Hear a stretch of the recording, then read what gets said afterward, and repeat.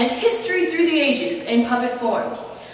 Our puppet show touches down on many important lessons we should have learned from. Our lessons include, but are not limited to, do not crusade for democracy. Do not be entirely dependent on foreign resources. The government should be balanced in power. The government should not go to war without a legitimate reason. Don't spend the budget entirely on military buildup. Don't avoid important decisions for fear of public reaction. Remember Washington's farewell address. Government officials are not above the law. Washington's farewell address gave us many pieces of advice that, if followed, would have prevented much of the turmoil that our nation has endured.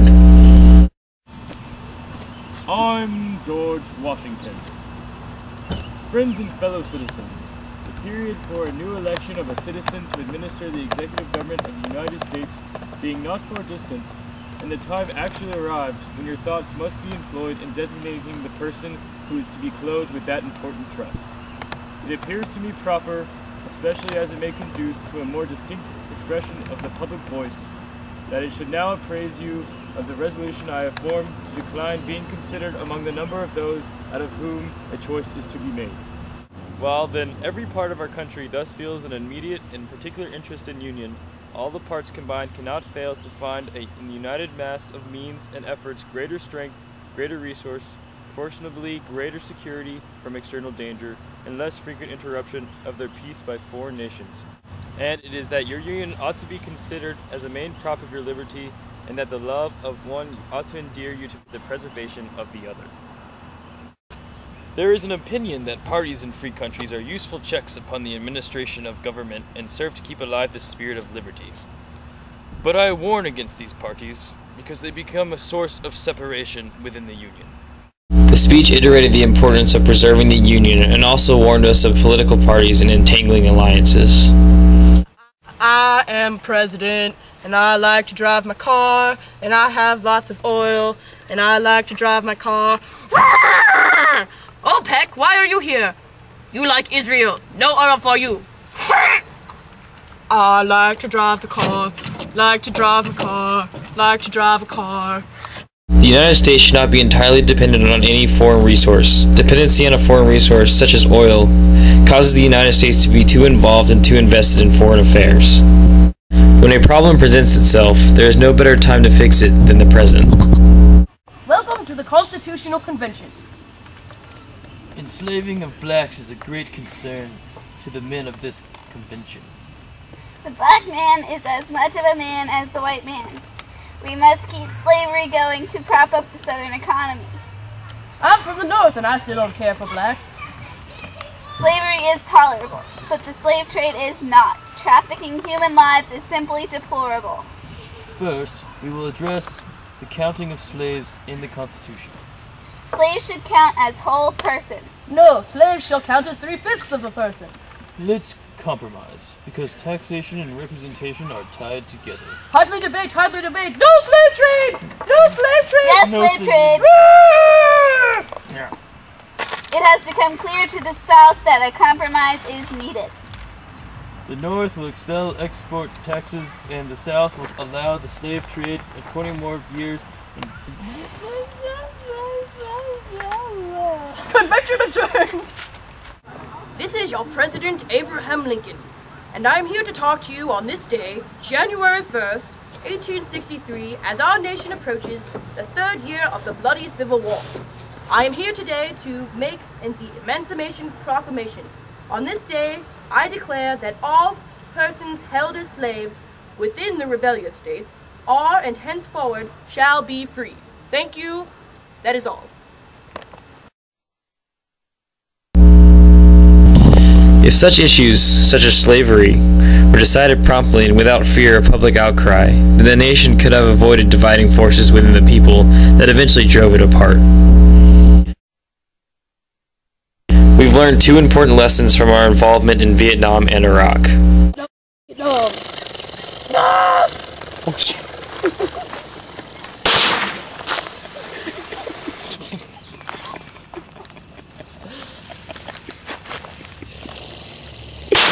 My leg! Ah! My leg! Ah! Where's my arm?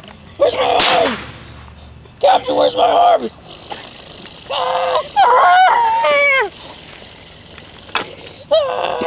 We're losing men! We're losing men!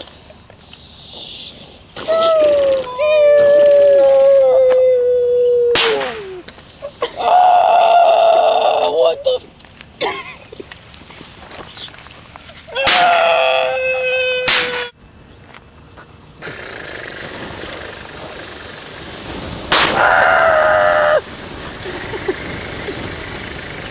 We're losing men! We're losing men!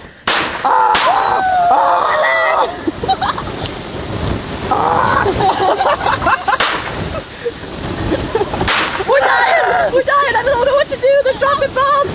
No! Get the Ow, my Iraqis! finger! Save the oil! Democracy is best!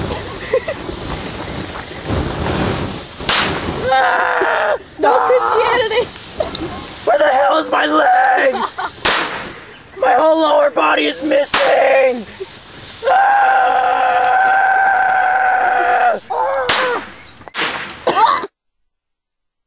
The United States should not get militarily involved in a foreign nation without a legitimate reason. For example, a truly unprovoked attack or other domestic threat. The other lesson that the officials of the United States should have learned is that they should not attempt to convert other nations to democracy just because they feel it is the best form of government. We have learned a few things from the actions of our presidents and the mistakes that they have made. I am Richard Nixon. Yay, Richard Nixon! I had nothing to do with the Watergate scandal. You're the best president ever! Or at least you will think I had nothing to do with the Watergate scandal, because I will cover it up extremely well. Yay, Richard Nixon! But even if I did have something to do with the Watergate scandal, you couldn't punish me. The law doesn't pertain to me. I'm the president. Yay! I'll do what I want to. Yay! I'm Bill Clinton, and I just wanted to say I did not have sexual relations with Monica Lewinsky. I did not. Officials are not above the law by any means. They must obey the law at all times and should be duly punished if they should break it. And they should be tried as an American citizen, not an office holder. If this principle is not strictly adhered to, then the officials will begin to think that they are above the legislative system and are not required to obey its laws.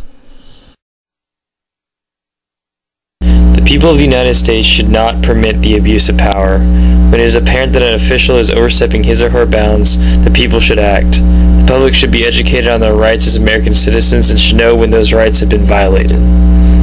Good evening. I'm President Woodrow Wilson, and I approve of the Espionage Act of 1917 and the Sedition Act of 1918. The Espionage Act provides for imprisonment of up to 20 years for persons who either try or incite rebellion in the armed forces or obstruct the operation of the draft. The Sedition Act goes much farther by prohibiting anyone from making disloyal or abusive remarks about the U.S. government. I don't care if you think this is unlawful. It's a time of war. We will do what we have to. When Dwight D. Eisenhower warned of the military-industrial complex, we should have listened. The buildup of arms can lead to nothing but increased tensions between nations and eventually mass destruction. We need to expand our military. We need more. Still need more. More! Perfect!